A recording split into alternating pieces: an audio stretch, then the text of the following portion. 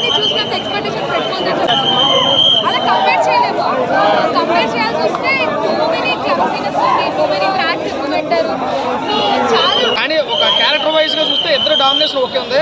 Age వైజ్గా మనుషుల వైజ్గా చూసుకుంటే కనుక అది ఏదైనా ఇద్దరు స్క్రీన్లో బాగుంది. అంటే ఎవరికి ఇచ్చిన క్యారెక్టర్ వాళ్ళు న్యాయం అయితే చేశారు. కానీ ఫైనల్లీ చూసుకుంటే హీరో అయితే అనిపించాడు. మీరు అడిగిన ప్రశ్న అయితే మనోజ్ హైలైట్ అనిపించాడు. కానీ ఓవరాల్గా ఏదన్నా మన హీరోగా కంపేర్ చేయాలి కాబట్టి సినిమా అయితే బాగుంది.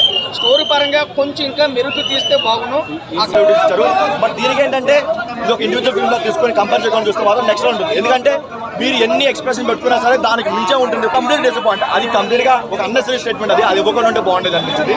అది కూడా వల్ల ఏంటంటే చాలా థియేటర్ లోంచి అసలు బయటికి రాబుద్ది కాలేదు. పాప ఏం యాక్టింగ్ అసలు. చిరంజీవి నన్ను నార్మల్ గా కనిపించే పర్సన్స్ మొన్న ఈవెంట్ లో ఈ సినిమా చూసిన తర్వాత అసలు ఏమన్నా ఉందా, సినిమా ఎంతలోకి అయిపోయిందా అనిపించింది అన్న. అసలు ఒక చిరంజీవి యాక్టింగ్, వెంకటేష్ డాన్సింగ్ అప్ప ఏ ముందిరా పై అసలు నేను చెప్తున్నా ఇండస్ట్రీకి మెయిన్ పర్సన్స్ వీళ్ళిద్దరు అనిపించింది ఈ సినిమా ద్వారా. నేను చెప్తున్నా అంటే సంక్రాంతికి చాలా సినిమాలు ఉన్నాయి కదా, ప్రతి ఏముంటుంది ఫ్యామిలీ ఎంటర్టైన్మెంట్ అనుకున్నాం. కానీ ఒక్కసారి థియేటర్లోకి వెళ్ళిన సినిమా చూస్తూ ఉంటే అప్ప డైలాగ్స్, ఆ చిరంజీవి ఎంట్రీ అసలు ఏంటన్నా యూత్ కూడా చేయలేదన్న. ఆ డాన్స్ చిరంజీవి చేస్తుంటే అప్ప ఏం స్టెప్పులు.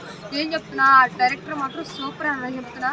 సినిమా ఎగరడాలు ఉగ్గుతలు వేసినప్పుడు అందరూ ఒక్క దగ్గరికి వచ్చి దగ్గరికి వచ్చినప్పుడు నా మొబైల్ పలిపోయిందన్న. పలినందుకు నాకు ఏం బాధ లేదు.